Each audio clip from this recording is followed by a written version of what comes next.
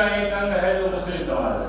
निश्चित है कि रेहाना जैसे बहुत कम लोग ऐसे समाज में काम करते नजर आएंगे, लेकिन निश्चित है कि जिस व्यवस्था के खिलाफ हम लोग अपने सर्किल में या दायरा में वहाँ पे समता की बात कर रहे हैं, हिंदू वोट बिल में या महिलाओं के 50% उनके अधिकार की बात करें, तो रेहाना जी अपने मुस्लिम समुदाय में जो है इस तरह के आंदोलन छेड़ी हुई है। निश्चित है कि बुंदेलखंड में बृहद पैमाने पे काम जो है किया जा रहा है, जिसमें रेहाना जी लगातार लगे हुए हैं। निश्चित है कि हम लोग अलग अलग संगठनों के साथ जो मिलजुल के काम करते रहे हैं, इस तरह से जो भी साथी आपको मंच दिख रहे हैं, कहीं कहीं हम सब की तरह से कार्यक्रमों में पार्टिसिपेटर में मुलाकात होती है। अगले वक्ता के रूप में हमारे बीच जो है कि छत्तीसगढ़ से गायत्री सुमन जी हैं, और विशेष करके वर्तमान में देखा जाए कि हमारे इस देश के राष्ट्रपति जी पूर्वांचल से देखा जाए झारखंड, छत्तीसगढ़ और उधर से ही बिलोंग कर रही हैं, और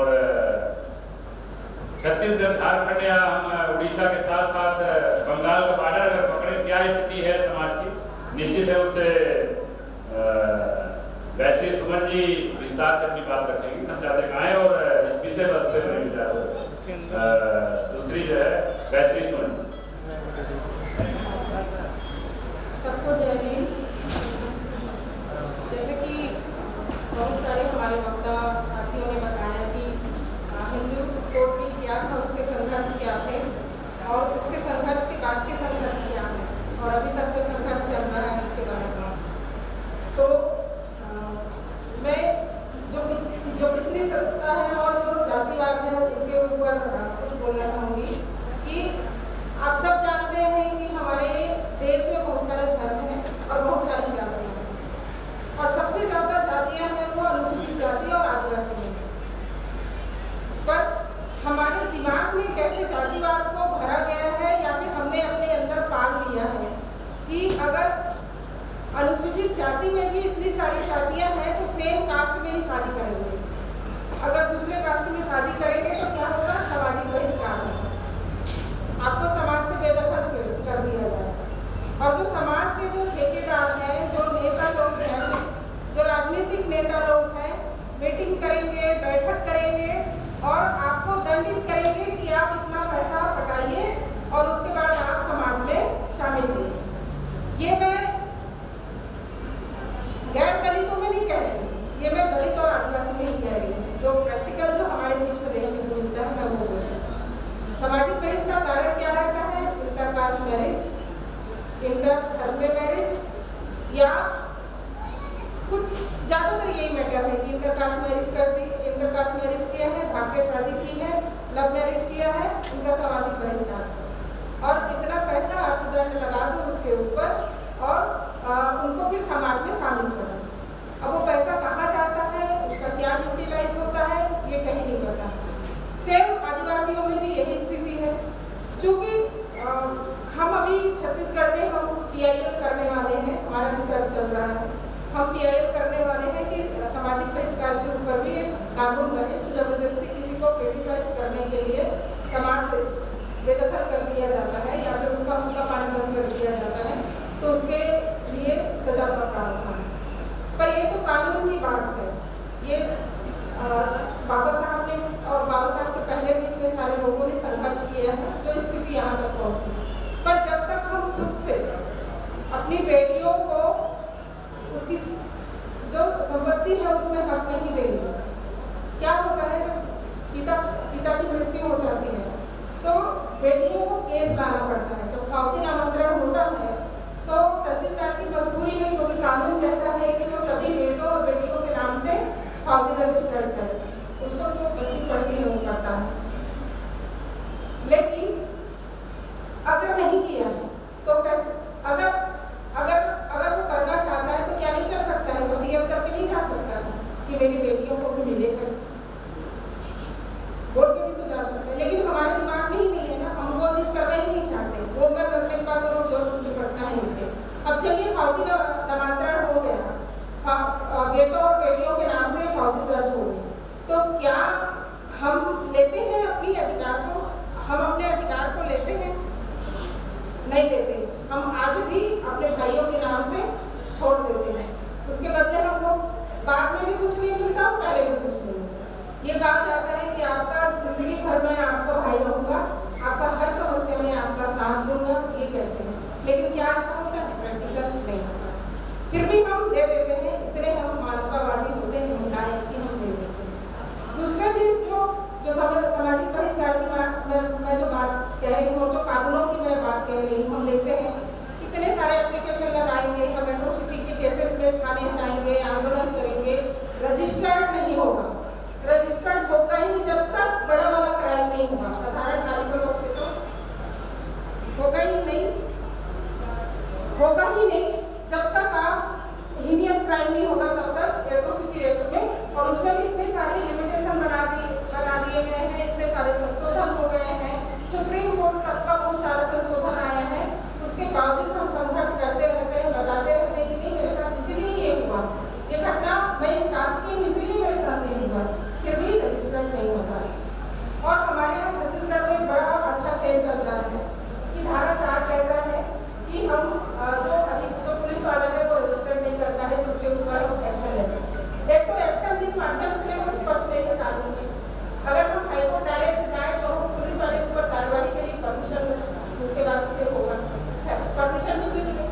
लेकिन आजकल ये स्थिति है कि थाना प्रभारी आदिवासियों और दलितों को ही बनाते हैं। अब आप थाना 4 भी एप्लीकेबल नहीं कर सकते, एप्लीकेबल तब करोगे जो गैर दलित व्यक्ति रहेगा, थाना प्रभारी तब करोगे। अब यहाँ की स्थिति ऐसी है कि अब दलित पुलिस वाले को भी बैठा दिया तो कैसे करें? अब उसके ऊपर तो हम धारा 4 भी नहीं लगा सकते। तो ये स्थिति, ये टेक्निक है छत्तीसगढ़ में। एक बड़ा सुंदर खेल चल रहा है हमारे यहाँ। योजना मैं चाहती हूँ कि हम वाकई में हम ऑर्गेनिक चीजों के ऊपर आगे बढ़े। अब छत्तीसगढ़ शासन का एक नियम है नरवा गरवा उपवा, ऐसा करके एक योजना है जिसमें क्या है, महिलाएं जो महिला स्व सहायता समूह की महिलाएं जो होती हैं गोबर इकट्ठा करती हैं, खाद बनाती हैं और शासकीय भूमि में 4-5 एकड़ जमीन उनको अलाट किया जाता है और उस 4-5 एकड़ जमीन पे वो गायों को रखते हैं, जो जानवर उनको रखते हैं और उनके गोबर से भी गोबर खाद बनाने का प्रोसेसिंग है। लेकिन अब इसमें बड़ा सुंदर खेल, अब गांव में तो बेचा कब्जा इतना है और सारे समुदायों ने किया हुआ है। ऐसा नहीं कि दलितों ने किया है और आदिवासियों ने किया है। दलितों ने ज्यादा इसलिए किया है क्योंकि लैंड की संपत्ति तो हमारे पास पहले ही नहीं थी, तो हम बेचा कब्जा ही करेंगे ना। और बेचा कब्जा को अपनी संपत्ति में ट्रांसफर कराने के लिए जो है प्रोसेस होता है वो इतना जटिल है कि आप नहीं कर पाओगे। आप किसी तरह से चढ़ते रहिए, केस के ऊपर केस करते रहिए, आप नहीं कर पाओगे। तो उसमें क्या किया है, जो दलित और आदिवासी जो लोग हैं उन्होंने जो बेचा कब्जा किया हुआ है उसको बेदखल पंचायत के माध्यम से करा के उसी जमीन पे जिसमें आदिवासी और दलितों ने किया उसी को बेदखल करवाएंगे और उसी में नरवा गरवा उपवा का योजना को बनाएंगे। लेकिन जो ओबीसी कैटेगरी के हैं या फिर जनरल कैटेगरी के लोग हैं उनके लिए नहीं, उनके जमीन से बेदखल नहीं कराएंगे। जबकि जो महिला है, जो दलित है, जो आदिवासी है, उनको वो जो कैप्चर करके रखे जमीन उसी को बेदखल कराएंगे। और इस बेदखल कराने के चक्कर में व्यक्ति अगर 15 साल 20 साल से 25 साल से खेती कर रहा है तो इतनी जल्दी तो छोड़ेगा नहीं। तो उनके साथ कार्यवाही जो लीगल प्रोसीडिंग होती है वो न करके उनको जबरदस्ती हटाया जाता है, गाली गलौज किया जाता है, मारपीट किया जाता है। और थाने से लेकर पूरा न्याय तंत्र तक उन्हीं लोग बैठे हैं, तो आपको न्याय कहाँ से मिलेगा? सबसे ज्यादा भागीदारी हमको हर जगह पे बढ़ानी पड़ेगी और मैं तो बोलती हूँ सबसे ज्यादा बढ़ानी पड़ेगी हमको न्याय तंत्र में बढ़ानी पड़ेगी। मैं एक वकील हूँ, मैं स्पष्ट कह रही हूँ कि सरनेम लेके बेल मिलता है, ये इंडिया की सच्चाई हो गई। और आप कितने प्रभुत्वशाली हैं ये देख के आपको पोजीशन मिलता है। न्यायालय में भी ये स्थिति है, आपको बेल आपका सरनेम लिखेगा तो आप जब भी आपके प्रति पेश हो जाएगा। लेकिन यदि आप उसको पता है कि आजकल दिक्कत ये है कि हमारे यहाँ भी जो दलित है, जो आदिवासी है, उन्होंने अपना सरनेम जनरल कैटेगरी के रखना स्टार्ट कर दिए इस डर से, इस खौफ से कि मुझे बाहर के लोग ये ना जाने कि ये दलित है, बाहर के लोग ये ना जाने कि आदिवासी है। इस डर से कोई वाजपेयी नहीं करे, कोई शर्मा नहीं करे। मैं जब पहले ज्वाइन करी थी अपना बार, मेरे चेंबर में ही 2 लोग मेरी कास्ट के थे, मुझे पता ही नहीं था क्योंकि उनका सरनेम ऐसा था। तो बाद में मेरे को पता चला तो मैं उनसे पूछी कि आप लोग ऐसा क्यों कि आप लोगों ने इतना सरनेम क्यों नहीं रखा, तो बोलते हैं कि इतने सारे वकील हैं जहाँ पे हमारी संख्या कितनी सी है, और अगर हम ये रखें तो हमारे साथ भेदभाव होगा। होने दो ना, कानून है हमारे पास, हम उपयोग करेंगे, लेकिन उस डर से अपना जात क्यों छुपाना। ये स्थिति है और न्याय तंत्र सबसे ज्यादा भ्रष्ट होते जा रही है, और इसका बहुत बड़ा जो कारण है, जो अभी इतना जो हिंदुत्ववादी जो चीज़ों को लाया जा रहा है, जितना मीडिया है, जितना आज हम इलेक्ट्रॉनिक मीडिया को उपयोग कर, पहले इतना हम नहीं सुनते थे जितना आज सुनते हैं। पहले हम इतना कांवड़ यात्रा नहीं देखते थे जो आजकल व्हाट्सएप फेसबुक सारी दुनिया में चलने लगी। हमारे बच्चों के लिए आज ऐसी जगह नहीं है कि हम लाइब्रेरी जाके पढ़ाई कर सकें, ना हमारे ब्लॉक स्तर पे है, ना हमारे विलेज स्तर पे है। तो हम हिंदू कोड बिल क्या है, और हमारे गांव की महिलाएं, जो हमारे दलित समुदाय की महिलाएं, उनको क्या लेना हिंदू कोड बिल से, उनको क्या लेना देना कि बाबा साहब ने कितना संघर्ष किया। उनको तो ये भी नहीं पता कि हमारे देश में संविधान जैसी कोई चीज़ भी है, और जिस संविधान को लागू करने के लिए इतने सारे संघर्ष किए गए हैं। कब जानेंगे, जब हमारे पास कुछ चीज़ दिखाने के लिए होगा, हमारे परिवार को कुछ बताने के लिए होगा, तब होगा। मैं ज़्यादा कानून के बारे में नहीं जाना चाह रही हूँ, क्योंकि सुखबीर जी ने बहुत अच्छे से बताया उस चीज़ को, कुछ कहीं संघर्ष किया था और उसका रिजल्ट अभी क्या है। तो बस यही 2-4 पॉइंट थे। साथ में छत्तीसगढ़ से हूँ तो बस्तर की भी कहानी 2 लाइन बताना चाहूँगी। बस्तर जो है अत्याचार का हब है, आदिवासियों के ऊपर अत्याचार का हब है, अपने आंखों से देखती हूँ। तो ये मत सोचिए कि नक्सलाइट एरिया है, नक्सली। जब आप अपने अधिकार की बात करेंगे आप नक्सली हैं। आप अपने कोई अत्याचार के लिए कानून में सुरक्षा की बात करेंगे आप नक्सली हैं। और कोई लोग इतने त्रस्त हो जाते हैं कि वो दुनिया को छोड़ के जंगलों में रहना चाहते हैं, इस डर से कि हमें ऐसे यातनाएं होते हैं थाना के अंदर में, जो कस्टोडियल डेथ और कस्टोडियल रेप, कस्टोडियल मारपीट, इतने सारे कानून कहता है कि आप उसे झापड़ नहीं लगा सकते। लेकिन हमारी जो मीडिया भी हमको दिखाती है ना, हमारे हीरोज भी थाने के अंदर इतना मार पिटाई करते हैं। वही चीज़ दिखता है हमारे इधर भी कि हमारे जो उसका सच्चा उदाहरण हमारा बस्तर है, जहाँ पे आदिवासियों के साथ इतना अत्याचार होता है। आदिवासी बुरे भी होते हैं, बहुत स्वीट होते हैं, इतनी इज्जत देते हैं, उनके पास जो भी होता है बहुत प्यार से आपको देते हैं, बहुत इज्जत से आपको देते हैं। लेकिन आप उनके साथ अत्याचार करोगे, उनकी चीज़ों को जबरदस्ती छीन लोगे।